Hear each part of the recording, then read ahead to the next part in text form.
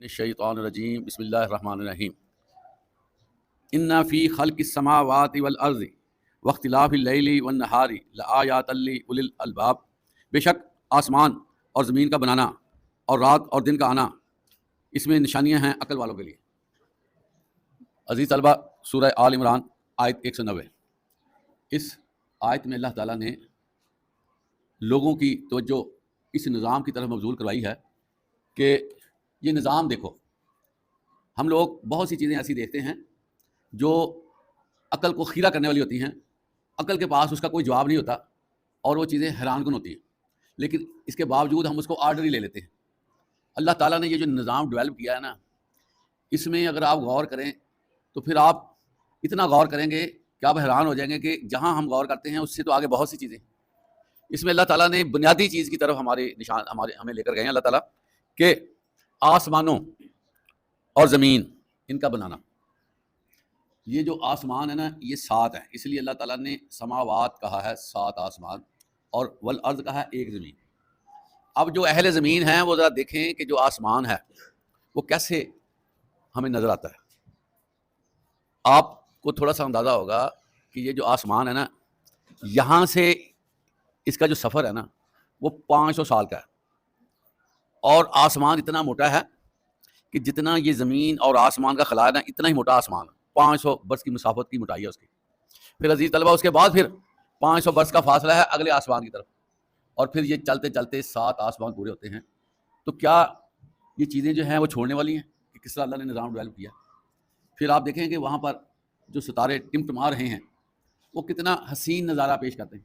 اللہ تعالیٰ نے سورہ ملک میں یہ فرمایا کہ ہم نے آسمان کو ستاروں سے سجایا اور اس کو خوبصورت چھت بنائی۔ تو اب دیکھیں کہ ہزاروں سال سے ستارے جو ہیں وہ ٹمٹما رہے ہیں، لیکن ان کی جو روشنی ہے وہ مدھم نہیں پڑ رہی۔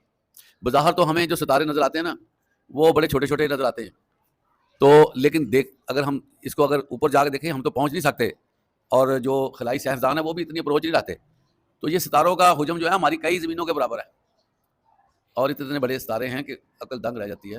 لیکن اللہ تعالیٰ نے یہ ہزاروں کے حساب سے رکھے ہوئے ہیں، پتہ نہیں لاکھوں میں ہوں ستارے، اس کی کاؤنٹ تو نہیں کوئی کر سکتا۔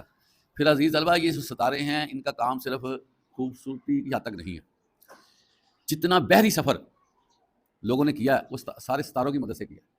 ان کی ہیلپ سے جو ہے نا یہ جہاز چلتے تھے، اور لوگ جو ہے وہ ملک و ملک پھرتے تھے۔ تو یہ اللہ تعالیٰ نے کس طرح کا سیٹ اپ بنایا ہے کہ ایک چیز میں کئی چیزیں رکھ دی تاکہ لوگوں کو فائدہ بھی ہو۔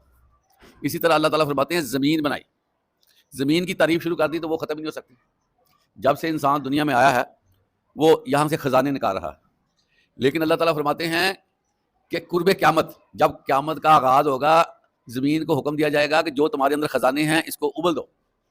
وہ زمین جو ہے وہ اپنے خزانے باہر نکال دے گی۔ اس کا مطلب کیا ہے کہ کروڑوں لوگ زمین کے ذخائر سے استفادہ کر رہے ہیں، لیکن اس کے باوجود وہ زمین سے کچھ حصہ وصول کر سکیں گے۔ قیامت کے دن زمین جو ہے وہ ساری اپنی چیزیں باہر نکال دے گی۔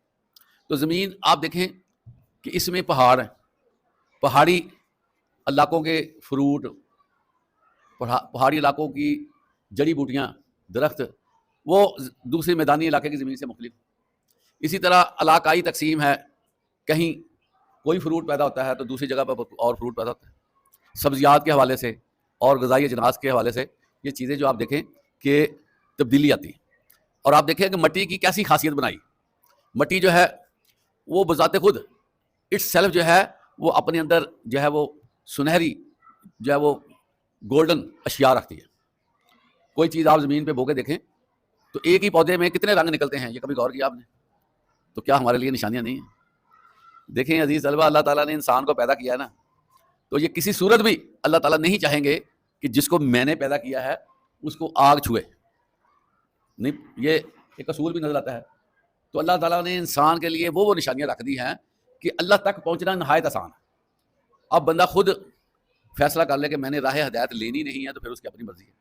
اللہ تعالیٰ نے آگے پیچھے دائیں بائیں جہاں آپ نظر دوڑائیں آپ کو اللہ کی نشانیاں مل رہی ہیں۔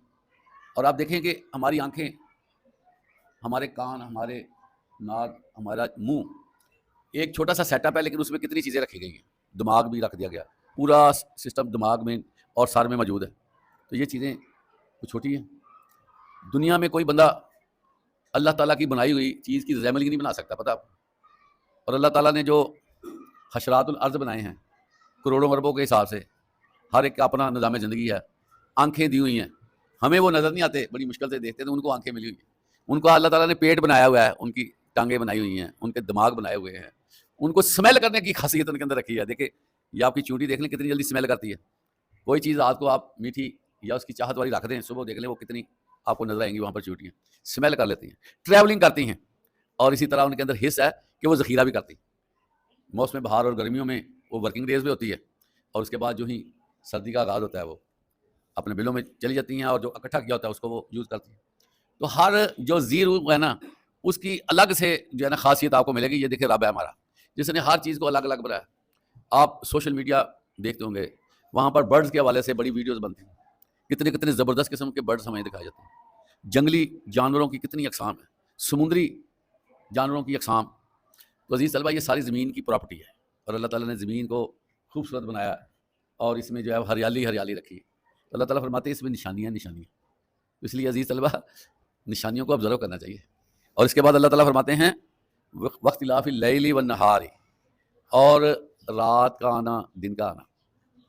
آپ دیکھیں عزیز طلبہ جب رات آنے لگتی ہے تو گریجولی نظام بنتا ہے. سورج آہستہ آہستہ غروب ہونے کو آتا ہے، آہستہ آہستہ رات کا اندھیرا، اور پھر یہی سورج صبح کے وقت ٹریولنگ کرتا کرتا مشرق سے طلوع ہونا شروع کر دیتا ہے. عزیز طلبہ میں آپ کو بتاؤں، اگر ہم تھوڑا سا دیکھیں نا کتنا حسین منظر ہوتا ہے رات کے شام کے وقت کا جب سورج غروب ہونے لگتا ہے، اور کتنا خوبصورت منظر ہوتا ہے جب صبح کا آغاز ہوتا ہے. اللہ کہتا ہے بھی دیکھو یہ دیکھو سورج میں جو توانائی ہے وہ کب سے ہے، اور کتنی جلدی ہے وہ آپ کو پتہ ہی ہے، کتنا برن کرتا ہے سورج. اور کبھی بھی ایسے نہیں ہو سکتا عزیز طلبہ. یہ رول آپ کو بتاتا ہوں جو یہاں پر سائنسدانوں نے رول نکالا ہے کہ یہ جو فائر ہوتی ہے نا، جو ایندھن ہوتا ہے نا، اس کے اندر کمی بیشی ہو سکتی ہے. کبھی پریشر بڑھ جاتا ہے، کبھی پریشر کم ہوتا ہے، توانائی اسی طرح استعمال میں آتی ہے. لیکن جو سورج کی تپش ہے نا، جو ہیٹ ہے، پہلے دن بھی وہ وہی تھی جب اللہ نے اس کو بنایا، اور ہزاروں سال وہ سورج توانائی خرچ کر رہا ہے، لیکن اس کی وہی توانائی کا سٹینڈرڈ ہے جو پہلے دن. عزیز طلبہ یہ دیکھیں کتنی کتنی زبردست چیزیں. پھر آپ عزیز طلبہ رات کو نہیں آپ سمجھ سکتے، دیکھنے میں تو یہ اندھیرا ہے، لیکن یہ جو اندھیرا ہے نا یہ پودوں کے لیے کتنا اہم. اگر پودوں کو رات کا وقت میسر نہ آئے وہ تو بن ہی نہیں سکتے، ان کے اندر تو پروڈکشن عمل میں نہیں آ سکتی. اور انسان کو جو تھکاوٹ ہوتی ہے، جو وہ تھوڑا سا ریلیکس ہونا چاہتا ہے، تو جب تک اندھیرا نہ ہو اس کی ریلیکسیشن نہیں ہوتی. عزیز طلبہ جتنے پرندے ہیں صبح کے وقت ٹریولنگ کر رہے ہوتے ہیں، شام کو اپنے گھونسلوں میں جا رہے ہوتے ہیں، وہ بھی رات کو انجوائے کرتے ہیں. میں آپ کو بتاؤں رات جو ہے نا یہ انجوائے کرنے کے لیے اللہ تعالیٰ نے بنائی ہے، اور اس میں جو ہے وہ بندہ اتنا فریش ہو جاتا ہے کہ صبح کے لیے دوبارہ سے کام کے لیے دیگر اسائنمنٹس کو پورا کرنے کے لیے تیار ہو جاتا ہے. اگر آپ دیکھیں کہ ایک بندہ 2 دن لگاتار اٹھ جائے نا تو تیسرے دن اس سے اٹھا نہیں جائے گا، اس سے ورک نہیں ہوگی جب تک وہ آرام نہیں کرے گا. تو یورپ کا ایک ملک ہے، اس میں بعض اوقات رات جو ہے وہ آدھے گھنٹے کی آتی ہے، 20 منٹ کی آتی ہے، سارا دن سورج چلتا رہتا ہے. تو پھر انہوں نے خود آرٹیفیشلٹی بنا کے کمروں میں ڈارک روم بنائے ہوئے ہیں گھروں میں، جس سے وہ نا ریلیکس ہونا ان کو ہونا پڑتا ہے. تو یہ مفت کے اندھیرے اللہ تعالیٰ نے دیے، مفت کی روشنی دی ہے. اب عزیز طلبہ نیا ٹرینڈ آپ دیکھ لیں، پوری دنیا میں یہ ٹرینڈ بن گیا سولر انرجی کے حوالے سے. تو ہمارا پڑوسی ملک جو ہے ہندوستان، اس نے کتنی ڈیولپمنٹ کی ہے سولر انرجی کے حوالے سے. پوری دنیا میں یہ ٹرینڈ بن گیا ہے کہ توانائی جو ہے وہ سورج سے حاصل کرو، جو بے ضرر بھی ہے. جتنے توانائی کے ذرائع ہیں سب سے سیفسٹ جو ذریعہ ہے نا توانائی کا وہ سورج ہے، اور سب سے جو ہے وہ فری والا حساب ہے وہ بھی سورج کی انرجی ہے. تو عزیز طلبہ جتنی مرضی بحثیں کر لیں، جو مرضی گفتگو کر لیں، یہ اس کا اینڈ نہیں ہے اللہ تعالیٰ کی نعمتوں کے بارے میں. اللہ تعالیٰ قرآن مجید میں فرماتے ہیں کہ اگر تم اللہ کی نعمتوں کا شمار کرنے لگو تو تم اس کو شمار نہیں کر سکو. اس لیے اللہ کی نعمتوں کا شکر بجا لانا ضروری ہے. عزیز طلبہ اللہ تعالیٰ فرماتے ہیں لائن شکر تم لازیدنکم، تم شکر کرو میں زیادہ دے دوں گا. اس لیے آپ جو ہیں اٹھتے بیٹھتے الحمدللہ الحمدللہ پڑھنا چاہیے. بڑا پیارا یہ کلمہ ہے، اس میں الحمدللہ میں اللہ کی تعریف بھی آ جاتی ہے، ساتھ جو ہے وہ شکرانہ بھی ہو جاتا ہے. تو شکرانہ جو ہے بہت ضروری ہے. اللہ تعالیٰ نے جس طرح ہمیں وجود بخشا ہے نا، تو اس کا تو ایک ایک جز جو ہے وہ تقاضا کرتا ہے کہ اس کے بنانے والے کا شکر ادا کیا جائے. لیکن دنیاوی کاموں میں پھنسنے کے بعد ہم اللہ کو بلا بیٹھتے ہیں، جو کہ ہمارے لیے بڑا خطرناک. اللہ تعالیٰ کو یاد رکھنا بڑا ضروری ہے.